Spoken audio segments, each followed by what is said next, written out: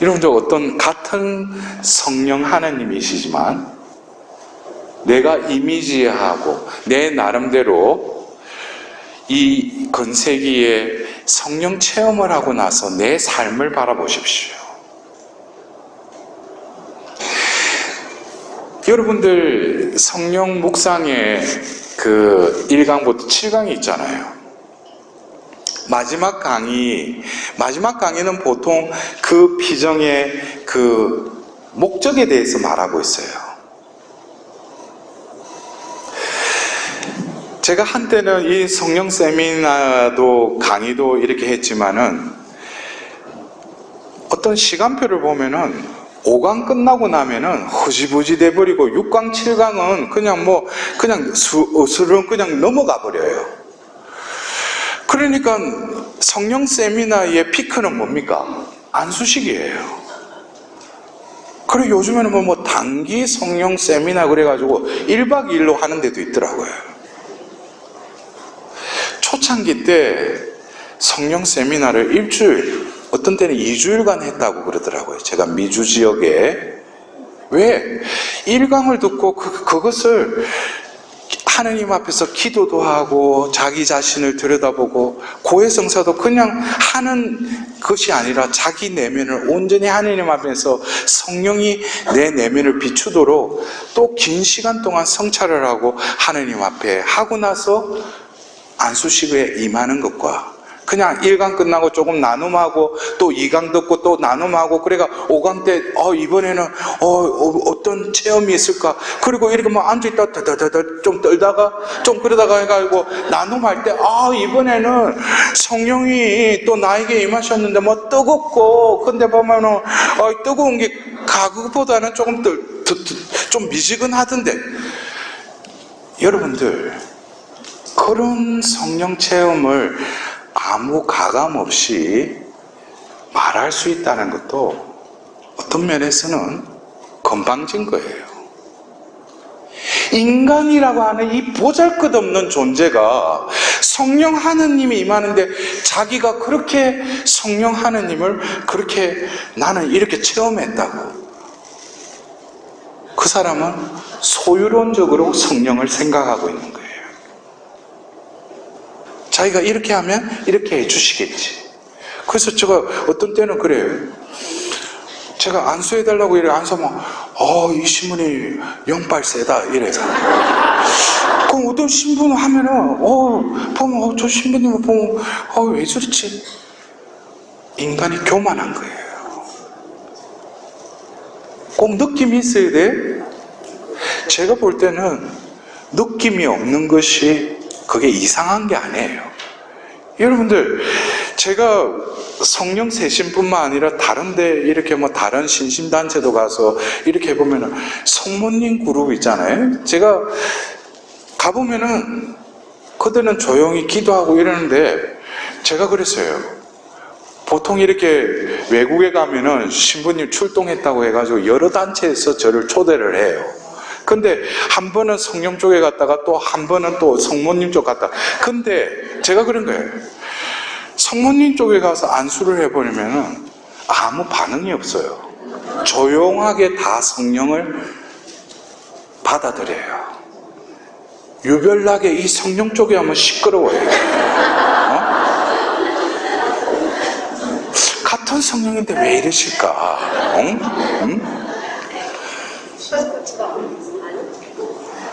그러나 그런 현상이 중요한 게 아니라 어떤 식으로든지 그런 느낌도 느끼게 해주시고 이것은 뭡니까?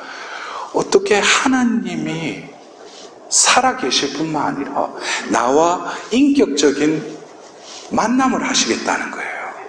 나는 어떤 내가 생각지도 못했던 어떤 느낌이 있었어요. 그거보다도 더 중요한 건 뭡니까? 하나님이 나를 만나시겠다는 거예요. 만남이라는 게 첫인상의 모든 것이 다 결정되는 게 아니죠.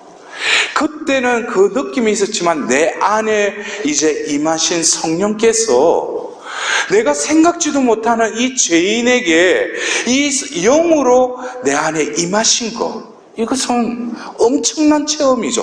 그것만으로도 나는 어찌할 바를 몰라야 돼요. 근데 이게 경험이 있고 이러다 보면, 이번에 성령께서 또 나에게 뭐 이런 걸 터치해 주시고, 그래. 옆에서 들어보면 이게 너무 시금방스러운 거예요. 인간이 어떻게 하느님을 좌지우지하고 컨트롤하고, 어떻게 자기는 뭐 느낌을, 성령을.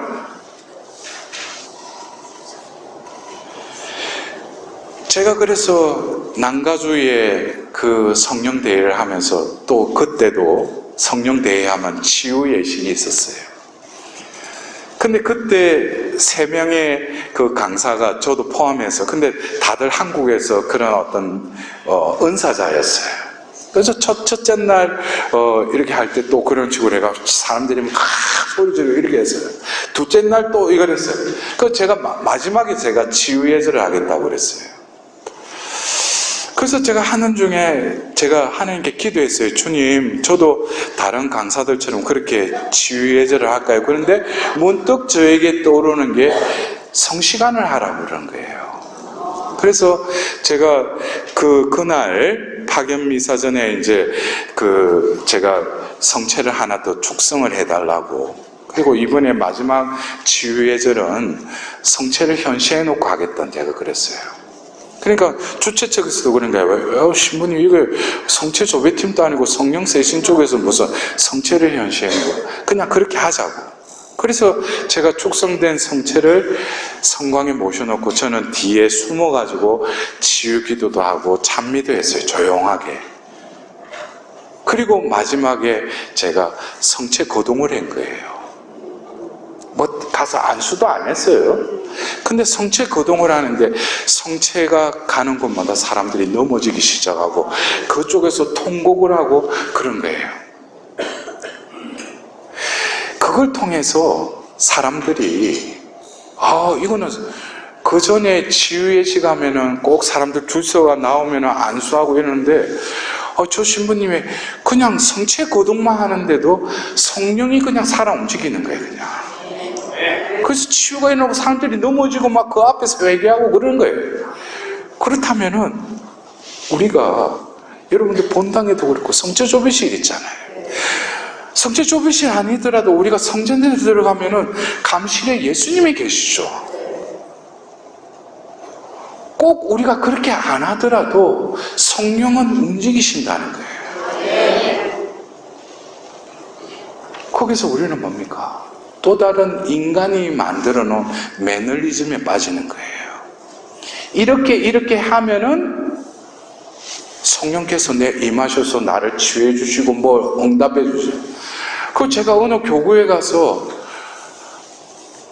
1시간 넘게, 한 2시간 가까이 제가 막 열변을 토하고, 처음에 그러니까 신부님 강의 끝나고 치유 좀 해주세요 이런 거예요.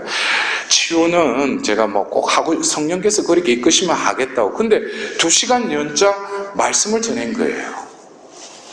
그리고 제가 이제 안녕히 계셔 하고 떠났는데 뒤에 제가 들은 바에 아마 제가 가고 나서 또 치유 예절을 또 했다는 거예요.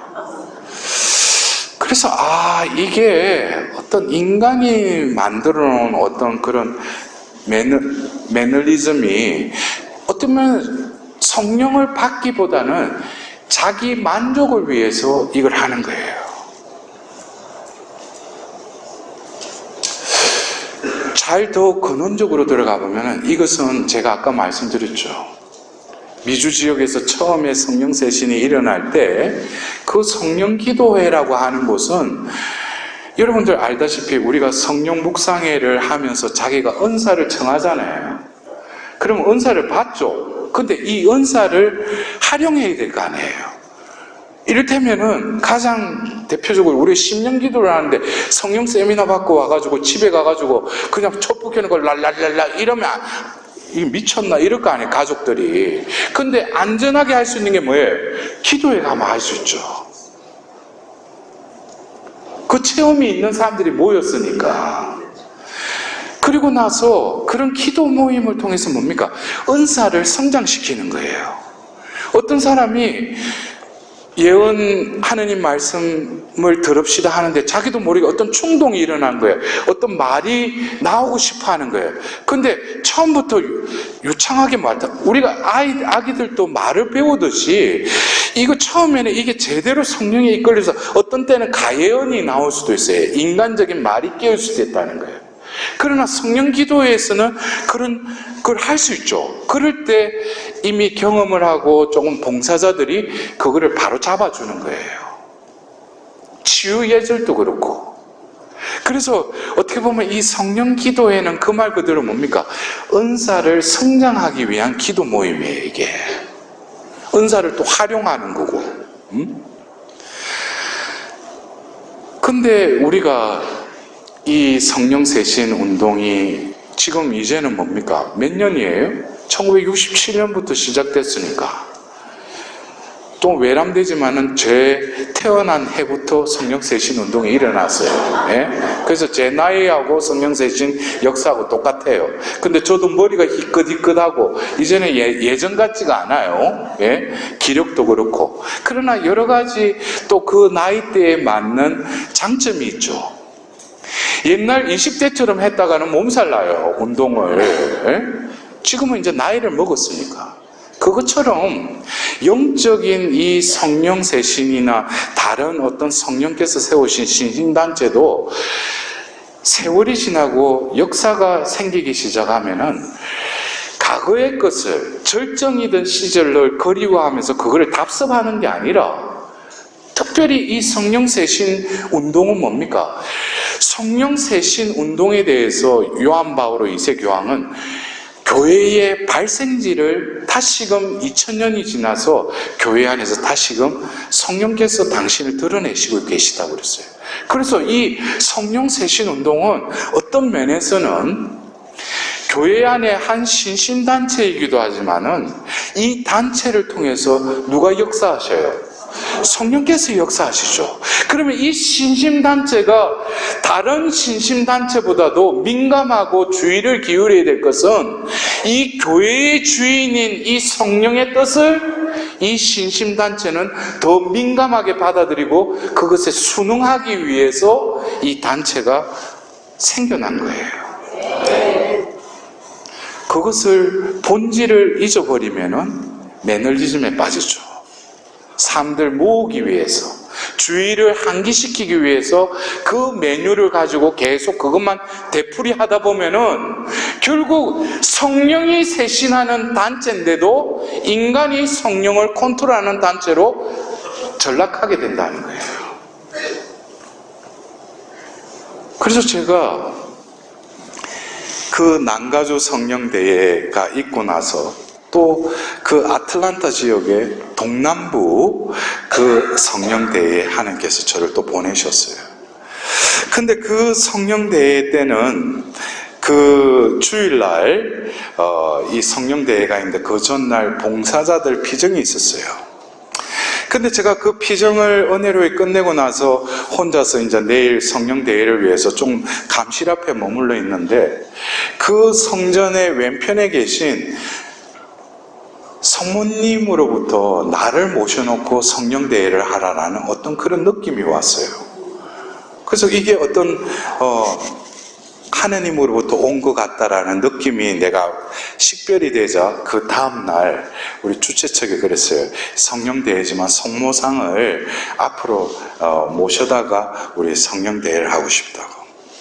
그러니까 다른 사람들이 왜 성령대회면 성령이시지 왜 또 성모님과 이게 성모님 대회도 아닌데 성모신심 단체들 비정도 아닌데 왜 이러는 거야. 그건 저거 시키니까 할 수밖에 없지. 그리고 그날 강의도 하고 안수예술도 잘 끝났어요. 근데 제가 그때 느꼈던 것이 왜 성모님을 그 성전 앞쪽으로 모셔다가 이 성령대회를 하라고 했는가. 근데 흡사 제가 어떤 장면이 떠올랐냐면 여러분들 그래요. 성령 강림 성화나 이런 펜타코스트에 관련된 그림을 보면은 그 중심에 누가 계셔요? 다들 알기는 잘 안 해. 2000년 전 성령 강림이 있은 그 세나클 이태리어로는 체나콜로, 우리 한국말로는 다락방이라고 번역을 하는데, 다락방은 제대로 된 번역이 아니에요. 우리가 다락방 하면은 집에 창고처럼 뭘 이렇게 그런 거 이렇게 해놓고, 제 같은 경우에는 뭡니까? 어릴 때 부모님한테 혼나서 도망갈 데 없으면은 피신처가 바로 또 다락방이었어요. 가서 문 안에서 잠가놓고. 근데 이 세나클, 이 체나콜로라고 하는 이 장소를 외국 사람들은 어떻게 이해를 하냐면은 만찬실로 이해를 하고 있어요. 왜? 바로 예수님께서 공관복음에 파스카 음식을 나누기 위해서 그 방이 이미 마련되어 있을 것이다 하자 그들이 성화로 들어가 보니까 과연 그 방이 있었다고 그러죠. 그곳에 뭘 차렸다고 했어요? 파스카 음식을 차렸다고 했어요. 그 음식을 나누면서 예수님 뭘 제정하셔요? 성체성사를 제정하시죠.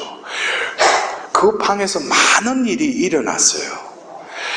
요한복음 14장부터 해서 17장까지 제자들의 발을 씻기고, 또 그리고 이제 예수님께서 요한과 같이 그들에게 말씀하셔요. 새 계명을 주시고 나서 그들에게 무엇을 약속하셔요? 보호자 성령을 약속하셔요.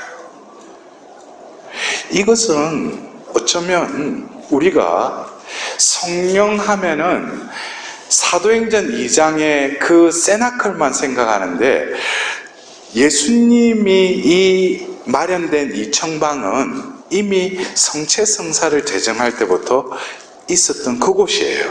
동일한 곳에서 어떤 일이 벌어집니까?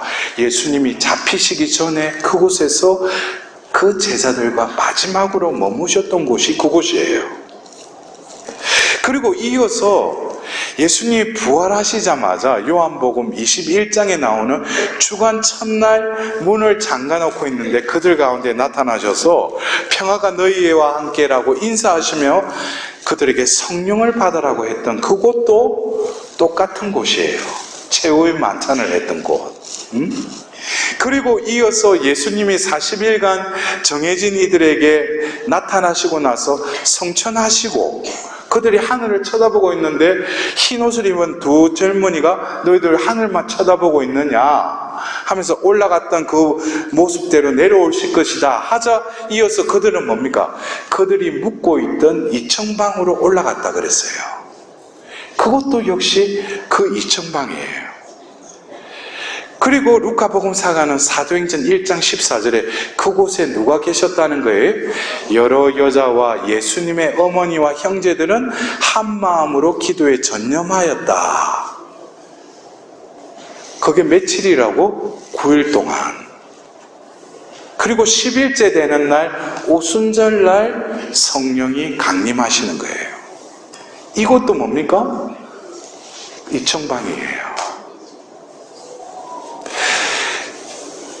여러분들, 우리가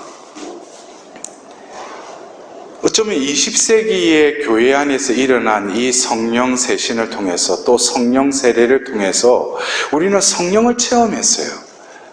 그리고 우리는 성령 강림 대축일 날 다시금 사도행전 2장을 또 독서의 말씀을 들으면서 우리도 그 사도행전의 2장에 나오는 그 성령 강림 사건으로 인해서 그들이 변화되어서 그들이 밖으로 뛰쳐나가서 복음을 전했던 그것이 바로 우리 이 현재의 이 교회를 통해서 이루기 위해서 부른 자녀들이 바로 뭡니까? 여러분들이에요. 근데 제가 아까 먼저 말씀드렸던 사도행전 8장에 나오는 시몬가와 필리포스에 있어서 나는 과연 어떤 부류에 속하는가? 제가 이게 잘못됐다는 게 아니에요. 어떤 근원적으로 성령을 자기 중심적으로 생각하고 자기가 뭘 해야지 성령을 내가 모실 수 있고 어떤 치유도 일어난다고 생각하는 그런 부류가 있는 반면에, 이미 성령은 나에게 임하시고 성령은 나를 구원으로 이끌기 위해서 이미 나 안에 머무시고 어떤 순간순간마다 나를 이끌어 가시는 것에 순응하는 자로서의 삶을 살아가는 그 부류가 또 필리포스라고 하는 그 부류라는 것이죠.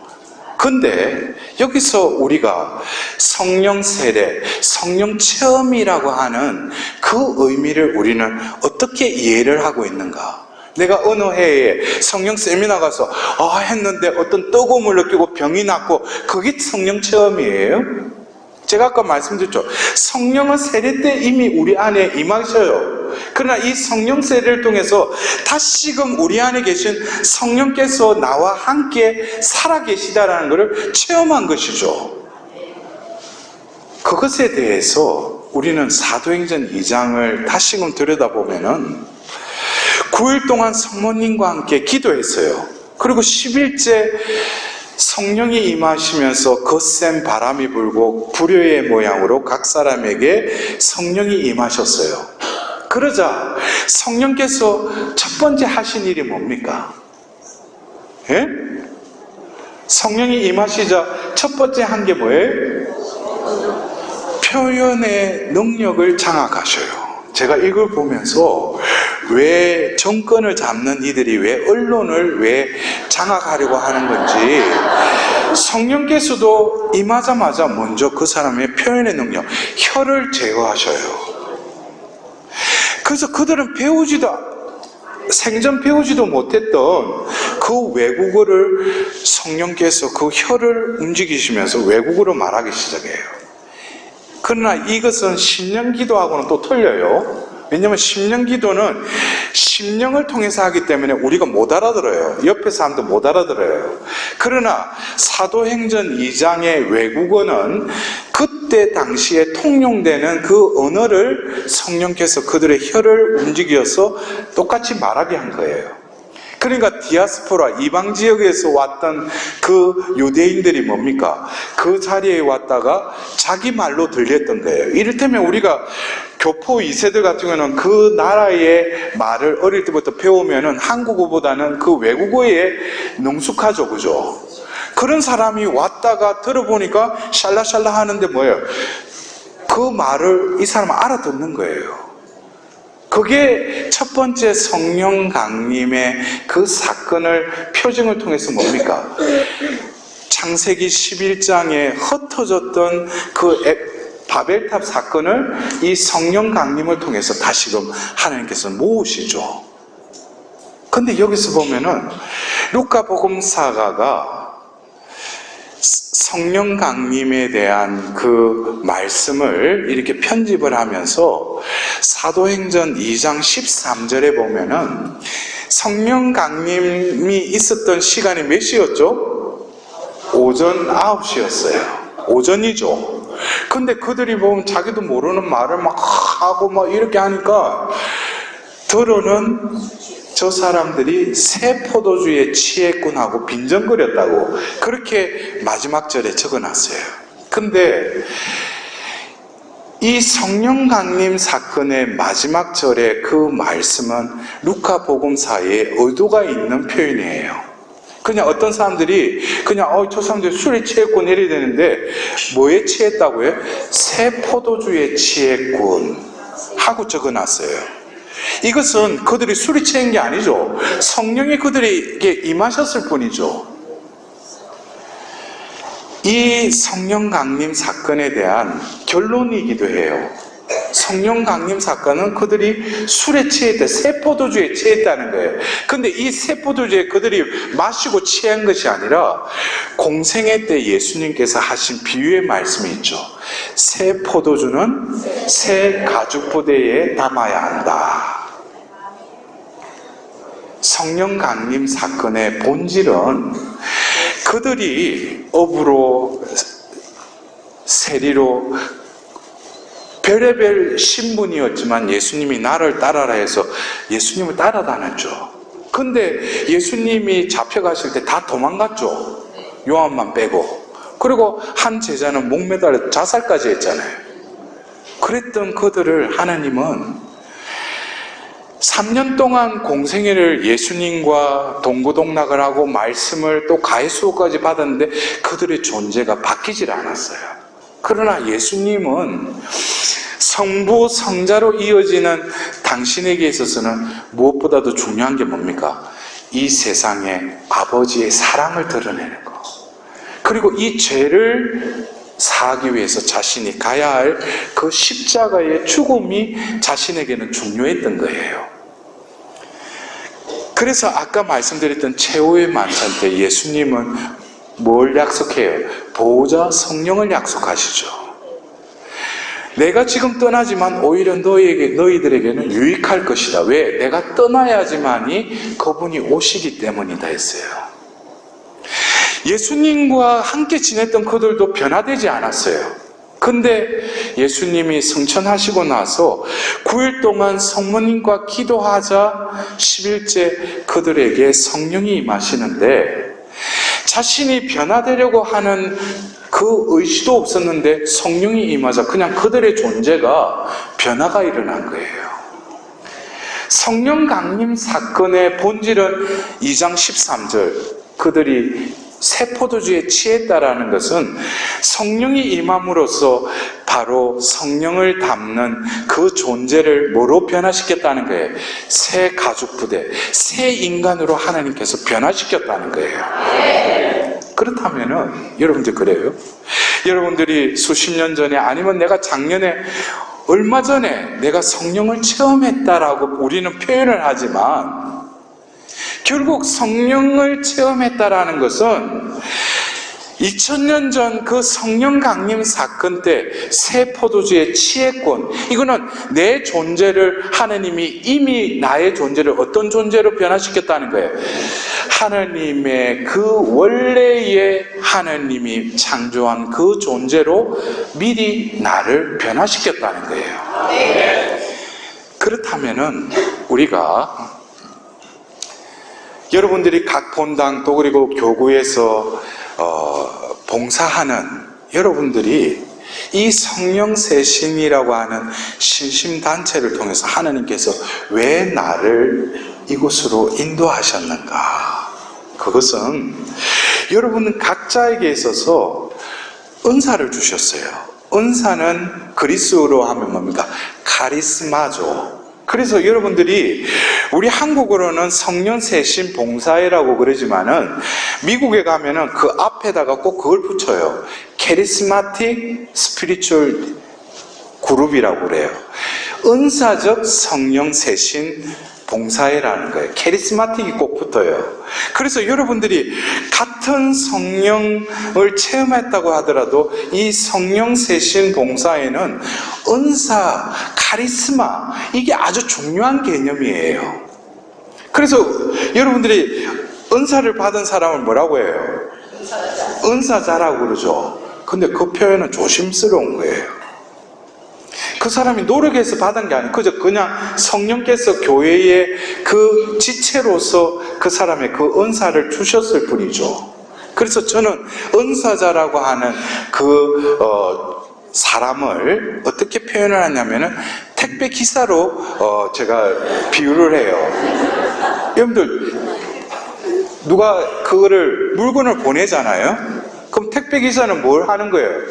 그냥 배달해주고, 근데 그 사람이 배달해줬다고 해서 배달받은 사람이 아이고 이거 몸들 빨면 너무 감사해요 이런 거 아니죠. 현관 앞에 갖다 놓으면 그거 끝이야. 그냥 자기가 해야 될 일은 했다는 거예요. 은사자는 그것에 비유할 수 있어요.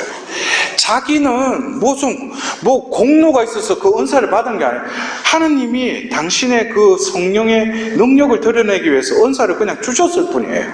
나는 뭡니까? 택배 기사처럼 빨리 그 사람에게 갖다 주고 거기서 끝이야. 자기가 받을 건 아무것도 없어. 월급은 받겠지 회사에서.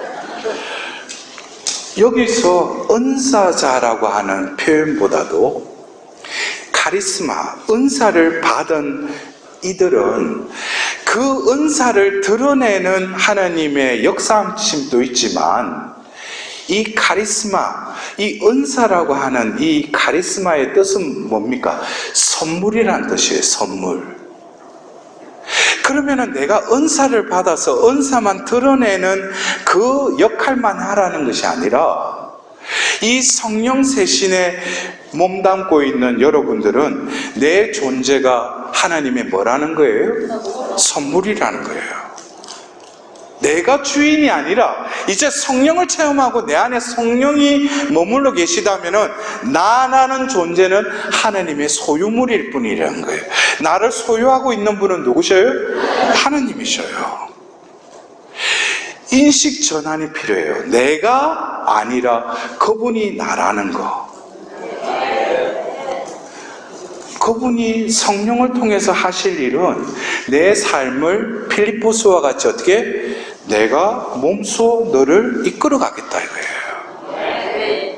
근데 성령을 체험하지 못한 사람들은 여러분들과 달리 여러분들은 하나님이 성령께서 살아계실 뿐만 아니라 내 안에 머물고 계시다는 걸 여러분들은 믿고 확신하지 않습니까? 그러나 이 나라고 하는 존재가 바뀌질 않으면, 내가 주인 행세하면서 성령을 컨트롤하는 또 다른 시몬의 삶을 살아가면은 그 사람은 성령 안에서 성화의 영으로 구원받기에는 아직 조건이 안 된 사람이에요. 여기서 내가 결단을 내려야 돼요. 내가 성령 체험을 통해서 내가 결단할 것은 내 삶의 주인은 나가 아니라는 거예요. 머리로는 하느님이라고 다들 말은 하죠. 그러나 삶은 자기가 주도해요. 그러나 이제는 우리가 은사적 성령 세신을 통해서 여러분들 각자가 교구에서, 본당에서, 가정에서, 삶의 자리에서 내가 변화된 것은 무슨 신기한 능력을 드러내기 위해서 하느님이 나를 부르신 것이 아니라 내 삶이 은사적이 되라는 거예요. 내 삶은 내가 주인이 아니라 나의 것이 아니라는 거예요. 주님의 것이고 주님이 이끌어 가시는 그 삶에 필리포스와 같이 모든 것을 내어 맡기고 성령이 이끄시는데 늘 민감하고 그것에 다른 딴지를 걸지 않고 순응하는 삶. 이것이 바로 은사적 성령 세신을 통해서 여러분들이 삶의 열매가 맺어져야 돼요. 하나님은 어떤 사람들 병 낫게 하고 예언하는 거, 그걸 위해서 여러분들을 선택한 게 아니에요. 그것은 택배 기사와 같이 나를 통해서 그냥 드러내실 뿐이에요. 중요한 것은 그 존재가 하나님의 소유물로 당신의 능력을 드러낼 뿐만 아니라 삶을 통해서 빛의 밝음과 소금의 맛을 드러내라고 여러분 사람 한 사람을 부르신 거예요. 그래서 은사는 하느님이 주셨을 뿐만 아니라 하느님 것이에요. 내 것이 아니에요. 여러분들 택배기사가 보면 그냥 배달하는 게 자기 의무지 그 물건에 대해서 아무 소유권이 없죠. 제가 생각해도 와, 어떻게 그렇게 비유로 비어요.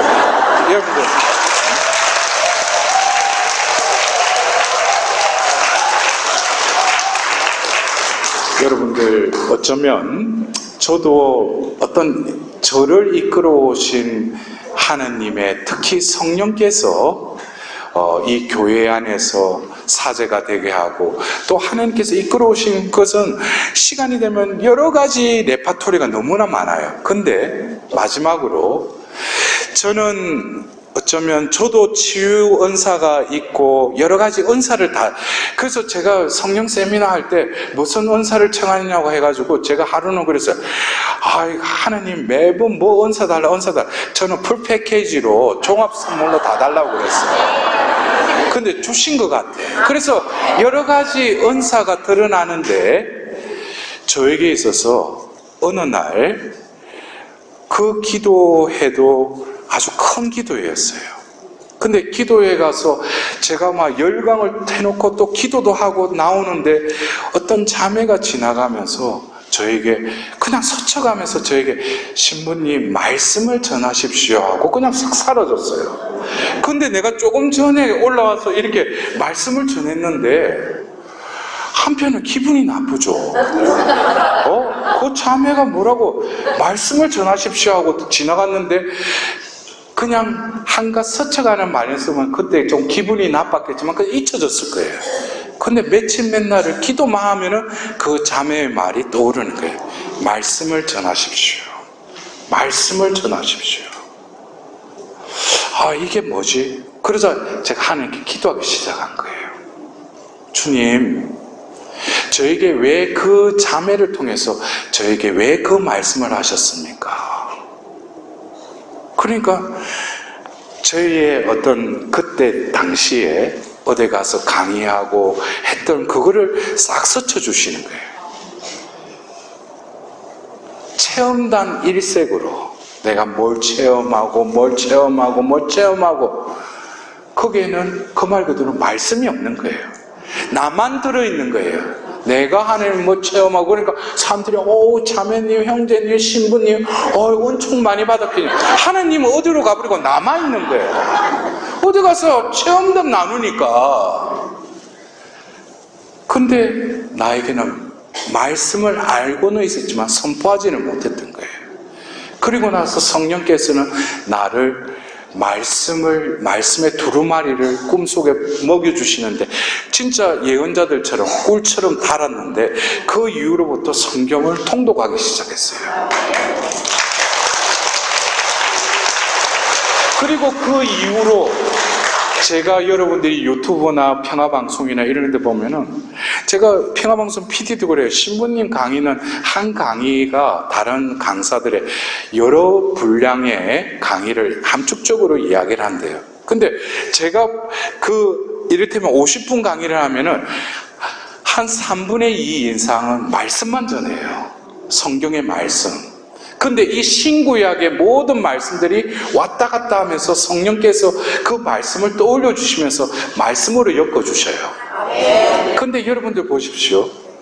내가 진정으로 하나님을 증거하는 것은 나의 체험도 중요하지만 사도행전을 보면은 성령을 받은 베드로가 오순절 설교를 할 때 그 말씀을 잡아요. 자기가 성령을 체험한 거 자기 말을 적어놓은 게 아니라 구약으로부터 하나님의 말씀이 어떻게 흘러서 예수 그리스도를 통하여 이루어졌는지를 시편과 다윗 시편과 요엘을 통해서 일목요연하게 간증을 해요. 이게 성령께서 그를 움직이신 거예요. 그러자 그 자리에서 3,000명이 회개하고 남자만도 회개하고 세례를 받았다고 그랬어요. 여러분들 사도행전 7장에 스테파노가 죽기 전에 성령의 감도하에 말씀을 전해요. 그 말씀도 읽어보셔요. 자기가 뭐 어떻게 살아왔고 이런 말은 없어요. 말씀이 어떻게 흘러가는지 모든 말씀이 이분께로 향해 있음을 증언해요. 그리고 15장에 안티오키아 에서 첫 설교를 하는 바오로 사도의 설교를 보더라도 성경의 말씀이 어떻게 이분을 통해서 완성되는지를 설교를 통해서 증언을 해요. 결국 뭡니까? 우리가 성령 안에서 머물기 위해서는 말씀을 먹어야 돼요. 말씀을 늘 묵상해야 돼요. 그리고 성모님과 같이 피아스의 마음으로 살아가면 성령이 여러분들을 터치할 뿐만 아니라 여러분들을 컨트롤하기 시작합니다. 저는 그 이후에 성모님을 모셔놓고 또 동중부, 동북부, 그 다음에 그 샌프란시스코, 그리고 한국에서도 안동, 수원에도 했죠. 제가 광주, 대전 곳곳에 또 성령대회에 하나님께 저를 이끄셨어요. 근데 제가 그곳에서 성령께서 저를 통해서 하시는 것은 성경의 마지막 건인 묵시록 21장 3절의 말씀을 곳곳에 가서 선포하게 하셨어요. 여러분들 요한묵시록 21장 1절에는 사도 요한이 나는 새하늘과 새 땅을 보았습니다. 첫 번째 하늘과 땅은 사라지고, 그러면서 그 하늘에 있는 의자에서 큰 소리가 울려 나왔습니다. 그러면서 묵시록 21장 3절에 이제 나의 거처가 너희들 가운데 있다. 어떻게 보면은 심플한 말씀이에요. 근데 그 말씀을 다시금 제가 한번 반복을 해볼게요. 여러분들, 하느님이 지금 이 자리에 우리와 함께 계십니까? 아멘을 했죠? 근데 묵시록 21장 3절에 이제 나의 거처가 너희들 가운데 있다 라고 하는데, 하느님이 우리와 함께 계시긴 계셔요, 지금 이 자리에도. 근데 거처가 있어요? 당신이 머무실 거처가 있느냐 이거예요. 말은 마음이라 그러죠. 근데 여러분들 오늘 이제 지금 오후가 됐는데, 여러분들 오늘 아침에 일어나서 살아오면서 내 안에 성령이 나를 어떻게 하라고 한 거 알아들었어요? 내가 어디로 가라는가, 그 이끌림에 모든 건 내 생각이죠. 내 뜻대로 움직이죠. 성령이 원하시는 것은 아주 단순해요. 원래 창조하셨을 때 창세기 2장 7절에 먼지로 빚은 그 코에 숨을 불어넣으니 비로소 생명체가 되었다. 그게 사람이라는 존재예요. 결국 그 진흙임에도 불구하고 그 코에 숨을 불어넣어서 그 안에 뭐가 머물러 있다는 거예요. 하나님의 숨, 하나님의 생명, 하나님의 영이 머무르는 존재가 사람이라는 존재라는 거예요. 그러나 창세기 3장에 죄를 지음으로 인해서 나라고 하는 존재가 되어버린 거예요. 이 나는 창조 때 그 나가 아니라 엉뚱한 나가 생기는 거예요. 그래서 핑계를 대죠. 당신이 창조한 저 여자가 따서 나에게 주길래 나는 그냥 먹었을 뿐이다. 이게 뭡니까? 한 방에 두 사람을 공격하는 거예요. 하나님과 하와를 공격하는 거죠. 자기가 생겼기 때문에. 여기서부터 에고가 생기는 거예요. 그리고 창세기 6장에 하나님의 아들들과 그 사람의 딸들이 다시금 섞이는 걸 보고 하나님이 한탄하십니다. 그러면서 뭐라고 하냐면, 인간은 살덩어리일 뿐이니 나의 영이 그들 가운데 머물러서는 안 되겠다고 영을 걷어가셔요. 이것은 어떻게 보면은 전자제품, 로봇에 배터리가 없는 꼴이 돼버린 거예요. 그게 제약의 역사였어요. 그러나 구약의 예언자를 통해서 하나님께서 특히 요엘서를 통해서 이제 만민에게 내 영을 넣어주리라. 성령 강림 사건은 그냥 뭘 신기한 걸 느끼고 기적을 체험한 게 아니라 내 존재를 회복시키신 거예요. 원래 하나님이 창조한 그 존재는 그 안에 뭐가 머물러 있어요? 하나님의 생명, 하나님의 숨, 하나님의 영이 머무르는 존재가 사람이에요. 여러분들도 하나님의 성령을 체험했어요.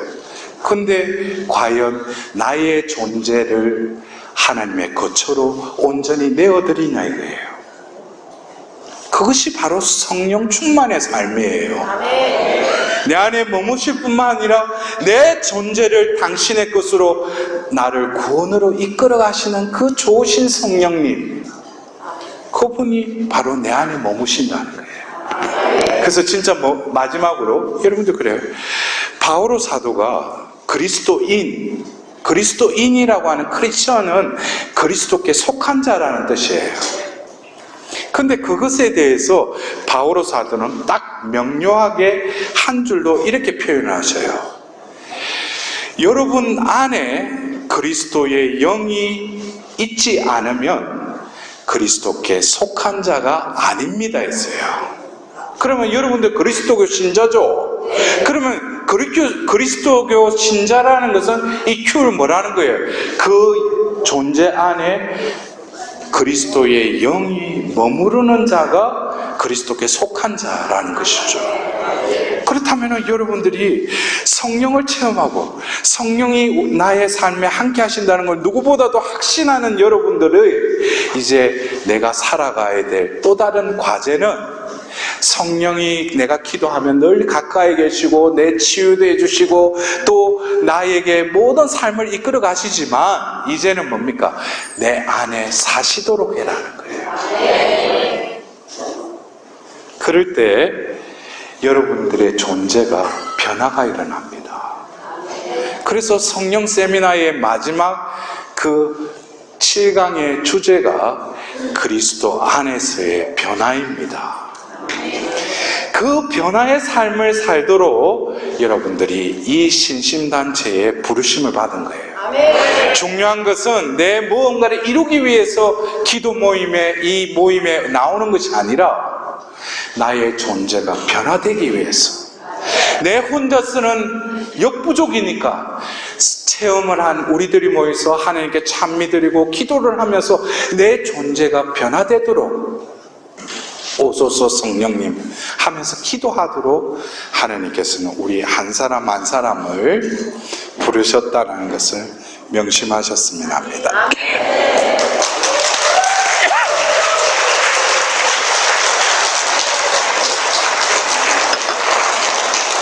영광이 성부와 성자와 성령께 성부와 성자와 성령의 이름으로